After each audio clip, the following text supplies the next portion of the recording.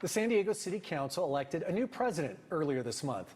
The position's responsible for adding agenda items, appointing committee members, and leading city council meetings and more. Joining us in studio is newly elected San Diego City Council President Joe LaCava. You represent District 1 as well. Thanks for joining us. Well, thank you, Carl. I'm glad to be here. I just want to get right into, first off, what are your biggest priorities as the City Council President? Well, as the council president at this point in time, it's really about delivering a balanced budget come June. We have a $250 million deficit that we have to figure out.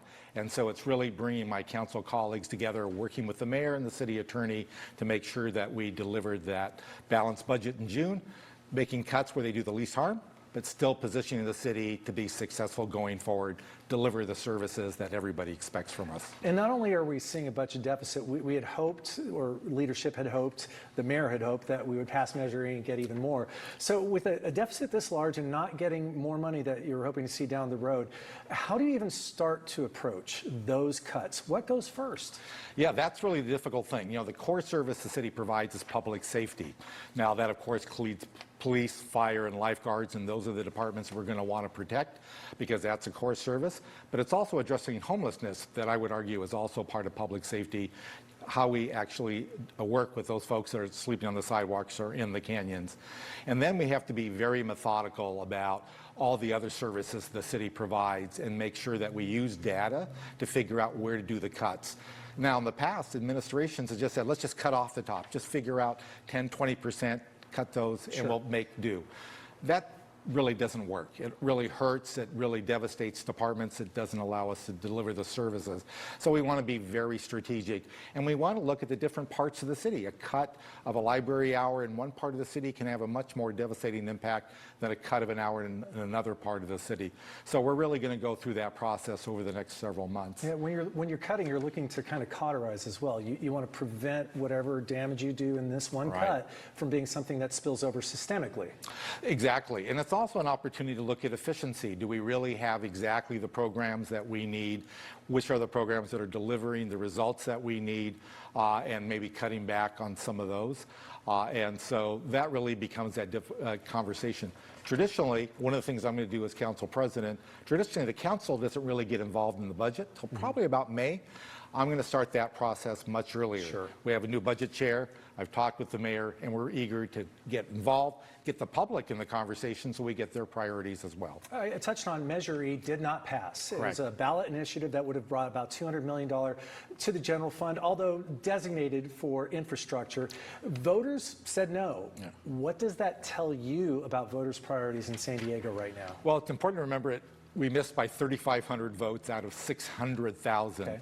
But clearly there's a mood that says we're not sure that we trust government to give them more money going forward. We're not sure that we see the results that we'd like to see.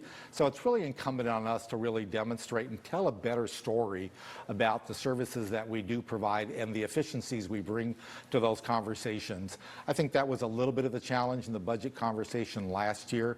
We didn't tell the story very well. And so we need just to work a little bit harder. And I think with this council and this mayor and our new city attorney that we're going to be able to do that, build that confidence. Some estimates are, I think, $9 billion backlog of infrastructure work projected over the next 10 years. I have about a minute left here. Yeah. How do you even go forward with that? Is it a straight pause on infrastructure projects because you don't have that money coming in? There is going to be a slowdown. I don't want to sugarcoat this. A lot of the money that we have comes from state and federal sources. Those are still available to us. We'll still proceed with those projects. What you won't see is new projects starting up until we really figure out how we're going to generate some new revenue, try to find new sources of money. The mayor is relentless, going to Sacramento, going to Washington, D.C. to bring money, our fair share, to California and San Diego. So we're going to still keep fighting for those dollars and try to be more strategic about what infrastructure projects we do. Council President, San Diego City Council President Joe LaCava, District 1, you represent. Just quickly, we're out of time, but I do want to ask, there's a movement in the city of La Jolla, signatures are being gathered, in La Jolla, to make it its own city, to separate from the city of San Diego. It's your district. Do you think that's a good move for both sides? Well, I'm staying neutral because they need someone to be objective and answer their questions.